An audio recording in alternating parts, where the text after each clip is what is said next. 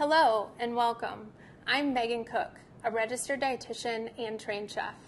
Today I'll be demonstrating various ways to modify standardized recipes in the food service operation in order to improve the nutritional quality as well as flavor profiles of menu items. I will be focusing on reducing sodium as a key element, although other nutrients will be addressed as well. Sodium is a particular concern because due to time, budgets, and staff constraints, many food service operations utilize prepared, packaged, and ready-to-use ingredients, which are often pre-seasoned and cause the consumer to exceed their daily recommended intake of sodium. This can be detrimental to overall health, especially for individuals with disease states such as heart disease, hypertension, or renal issues. By making small changes in your food preparation, you can play a part in offering menu items that are tasty as well as nutritionally sound. Throughout this video, I will demonstrate several modifications you can make in your facility. You may choose to implement one of these or all of these, depending on the needs of your particular food service operation. So let's get started. The first tip is a very simple one. Make sure you know how to use standardized recipes correctly. Standardized recipes are ones that have been tested several times. Therefore, the amount of ingredients have been correctly measured and quantified, and it's scaled to larger portions. Standardized recipes will indicate the yield, which is how many people will be served, as well as the portion size. Controlling food cost is always an important factor, and planning for the correct number of individuals is key to not have excessive food waste. Following a standard portion size also assures the nutritional content you've promised to your consumers will be exactly what you deliver. So when looking at my ground beef and Spanish rice recipe, I can use the column to prepare this for either 25 or 50 servings, and the directions tell me to use a number 6 scoop when serving.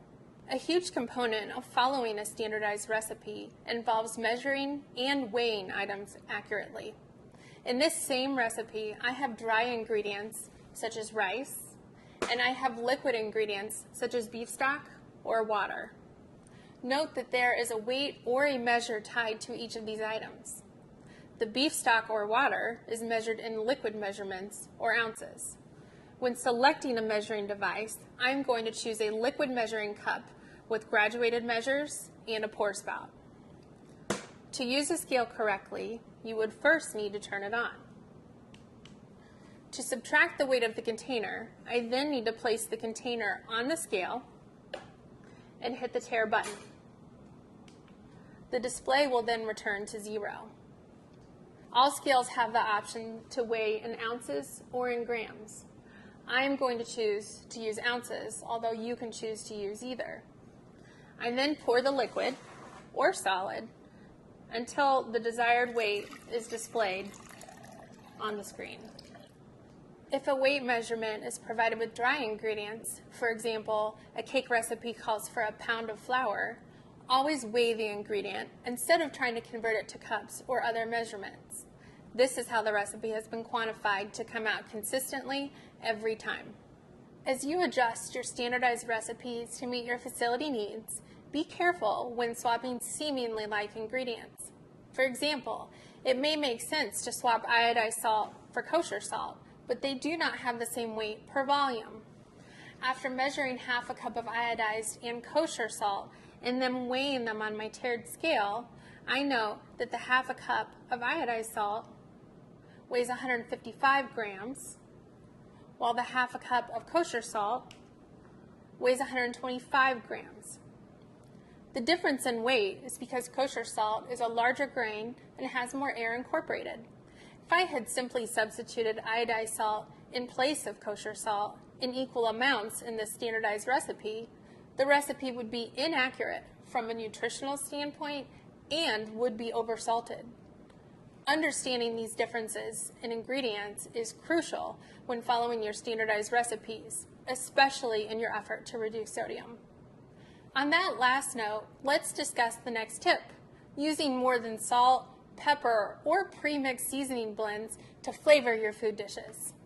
You have the ability to create different flavor profiles by combining spices and herbs instead of purchasing the pre-made mixes, which are often full of fillers such as salt, flour, and anti-caking agents. Keep these tips in mind when creating your own seasoning blends or adding herbs and spices to existing recipes. If your goal is to create a seasoning blend based off a product you've already used, first look at the ingredient label. The ingredients are always listed in order of weight, so this gives you a good idea of what herbs, spices, vegetables, or fillers are in that particular blend. Omit things like salt, anti-caking agents, and preservatives, which aren't necessary for your use. You can also choose to leave out ingredients you may want to use the fresh version of, such as garlic and onion. Dried herbs and spices, or more concentrated than fresh herbs. If your recipe calls for fresh herbs and you want to substitute with dried, reduce the amount of dried herbs by half. Also, fresh herbs have a more delicate flavor and should be added at the end of the cooking process so that flavor is not lost. Dried herbs should be used at the beginning of the cooking process as they can stand up to the heat without losing flavor. Spices such as nutmeg, peppercorns, cinnamon are typically needed in smaller amounts than herbs because they come from the root or bark of a plant or tree and are much stronger in flavor. Use these with caution. Just like with salt, you can always put more in, but you can't take it out. Dried herbs and spices have a recommended shelf life of a year before they begin to lose flavor. When making your own seasoning blends, making them in bulk ahead of time is a great time saver, but don't make more than you can reasonably use before they need to be thrown away. So to tie this all together, I reviewed my ingredient label and noted that this taco seasoning blend contains chili pepper, cumin, onion powder, garlic, oregano, and paprika. I'm not going to add salt or corn flour, which are also ingredients on the label. When testing my seasoning blend, I'm going to start with the following measurements: 1.5 ounces of chili powder and 1.5 ounces of cumin, ½ ounce of each garlic and onion powder, ½ ounce of dried oregano, and 1/4 ounce of paprika. The original seasoning blend had about a 1 ounce ratio of seasoning to 1 pound of ground meat, so I'm going to start with ½ ounce of my homemade blend to 1 pound of ground meat. I started with this ratio because I noted that the corn flour and salt were the first 2 ingredients on the label, so they make up the majority of the weight. Please note that if you are responsible for modifying standardized recipes in your food service operation, know that you still have some trial and error ahead of you to make sure your adjustments can be replicated and yield consistent flavor results every time. It is recommended that you test recipes several times and solicit feedback from other staff members and consumers, so your preferences aren't the only ones taken into account when making changes. Present this as new and improved recipes versus a healthy salt-free recipe. Many consumers are afraid of the unknown and more responsive to positive marketing messages. Now that I've made my seasoning blend, this leads us into the next tip, which is modifying the cooking process to enhance flavor. My ground beef and Spanish rice recipe did not call for a taco seasoning packet, but I may have been using this as a shortcut. I chose to still use fresh garlic and onion, as called for in the original recipe, because I wanted fresh ingredients to add dimension and texture to my dish. Now I've already cooked off my ground beef, and I've added a small step. I rinsed the ground beef in hot water after cooking to remove the excess fat, which would otherwise be incorporated into the final dish. My onions and peppers are sauteing, and this is where I'm going to add a slight modification. In order to enhance the flavor of my seasoning blend, I'm going to toast this along with the garlic in the pan to bring out the natural flavors. You can do this with any dried spice or seasoning blend instead of just adding them to a simmering liquid. Once you can smell them, like I can now, you can continue with the rest of the recipe. So this recipe calls for beef stock, which by definition does not have salt added. If you're using a concentrated beef or chicken base currently in your food service operation, consider switching to our lower sodium version. This is an easy modification that can impact several recipes all at the same time. Now, if you have the labor and skill needed to make beef stock from scratch, this is an excellent way to impart aromatic flavors into your menu items without the extra added punch of salt found in standard broths and bases. I also have the option to take the same recipe and adjust the protein that I'm using.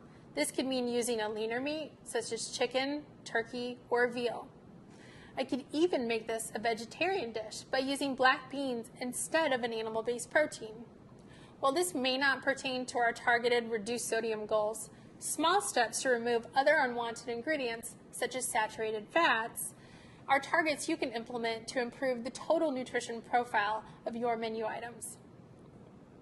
Another simple food preparation method to reduce salt is to rinse canned vegetables and beans before use. In an ideal situation, you would use all fresh ingredients. However, not everyone has the resources to do this all the time, especially in a large food service operation. Food items that are canned or jarred and typically preserved in a brine solution have extra salt and sugar added. Consider rinsing the canned items before use to remove a considerable amount of the added salt. All of these food preparation tips are things you could do now with minimal cost to you. Next, I'm going to introduce speed scratch cooking. Speed scratch cooking is the marriage of using prepared items and cooking food completely from scratch. While cooking everything from scratch would be great, this requires more time, labor, and a higher skill set from food production employees. Speed scratch cooking is a great time saver that can allow you to use some convenience foods but still control the flavor and nutrition profile by incorporating fresh ingredients as well. It also allows staff to practice their cooking skill sets without being overly pressed for time. A great topping for my beef and rice dish is salsa, which is relatively inexpensive and readily available from most vendors. Now, salsa is generally considered a healthy condiment, although keep in mind this falls into our canned and jarred category, which means it may have excess salt and sugar added. Now, if I use the salsa as is, this would be an example of using a prepared item. Now, the complete scratch version of this would be to make a fresh salsa using tomatoes, peppers, cilantro, lime juice. So the visual appeal between the two is quite remarkable, especially since we eat with our eyes first.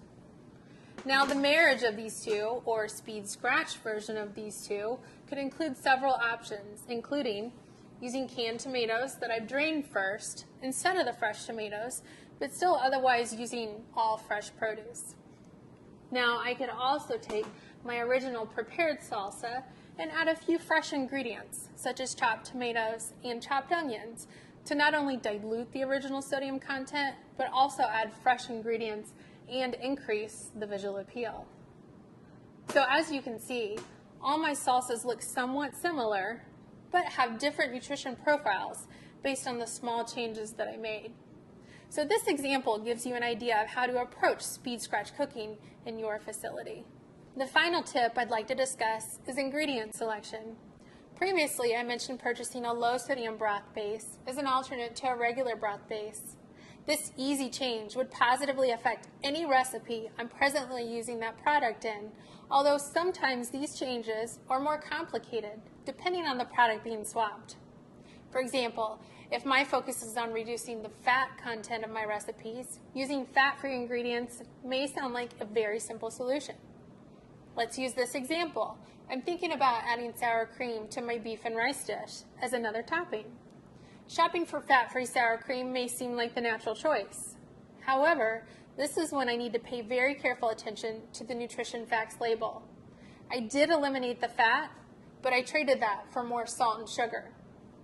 This is often the case when you shop for certain food items, especially in the dairy family. Don't lose sight of the big picture when you're focusing on one nutrient, such as sodium or fat. If I instead select the low or reduced fat sour cream, I achieve my goal of reducing fat, but the consistency has slightly changed. This may or may not be well accepted by your consumers, even if you do not advertise this as a healthier option.